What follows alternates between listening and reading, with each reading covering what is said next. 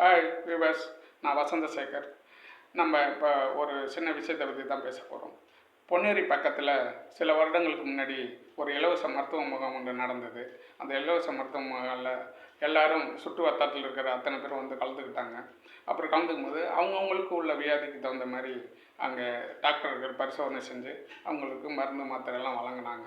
அப்போ பொன்னேரியில் ஒரு டீ கடையில் வேலை பார்த்த ஒரு வயதான ஒரு முதியவர் ஒருத்தர், ஒரு 60 வயசு மதிக்கத்தக்க ஒருத்தருக்கு காது கேட்கல.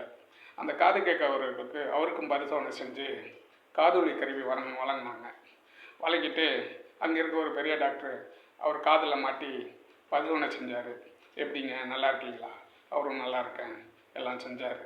நல்ல விஷயங்கள் பேசினாங்க. ஒரு 2-3 நிமிஷம் பேசிட்டு அந்த முதியவர் உடனே காதில் இருக்கிற இந்த கருவியை கழட்டிட்டு, அப்பா பயங்கரமாக சத்தமாக இருக்குது, நீங்களாம் எப்படி இந்த உலகத்தில் வாழ்கிறீங்க, ஒரே இறைச்சலாக இருக்குது, சத்தமாக இருக்குது என்று சொன்னார்.